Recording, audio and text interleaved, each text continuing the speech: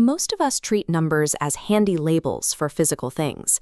3 apples on a table, 4 cars in a lot. We assume the physical world exists first, and numbers are simply the tools we invented to count it.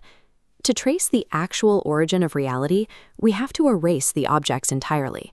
If you strip away all physical matter, erase every geometric plane, and halt the arrow of time, what happens to the concept of a sequence? What remains when there is nothing left to count? When asked to picture this absolute, unbroken nothingness, the human brain typically imagines a pitch-black empty room. That image fails because a room implies walls, and walls suggest a physical container waiting to be filled. The true void possesses no boundaries and no coordinates.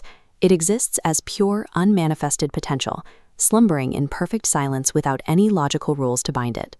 To grasp how a universe wakes up from this state, we must abandon the idea of numbers as quantities, and instead see them as the very first structural laws built out of absolute emptiness.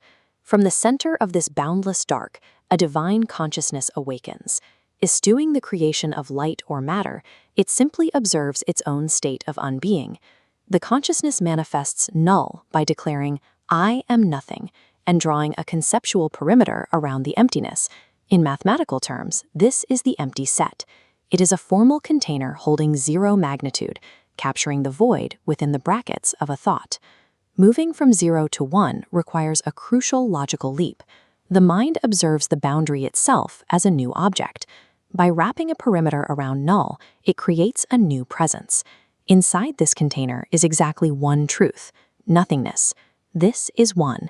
Existence now contains 2 isolated, distinct truths: the boundless void and the first thought.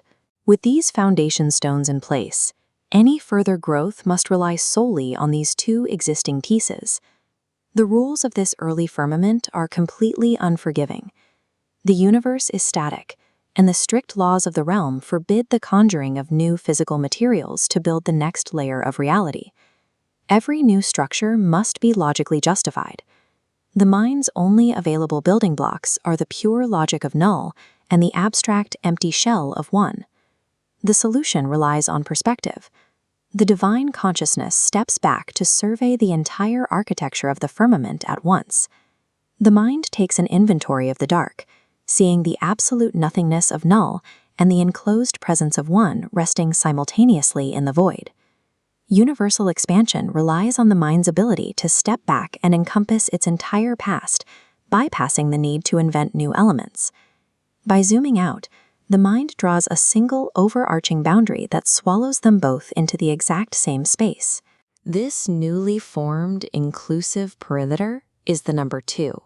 It is constructed entirely from the nested shells of the smaller thoughts that came before it.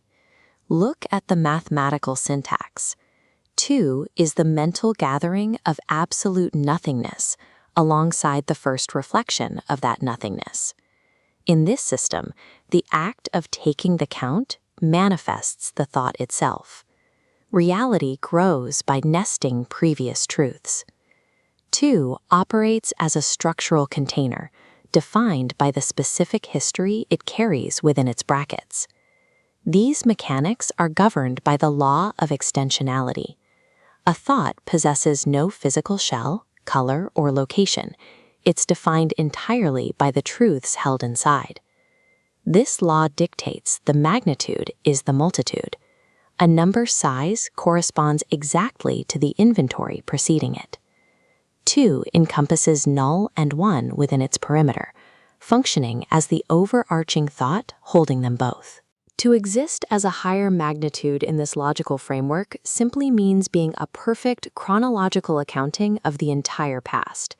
The next time you see the number 2, look past the symbol on the page.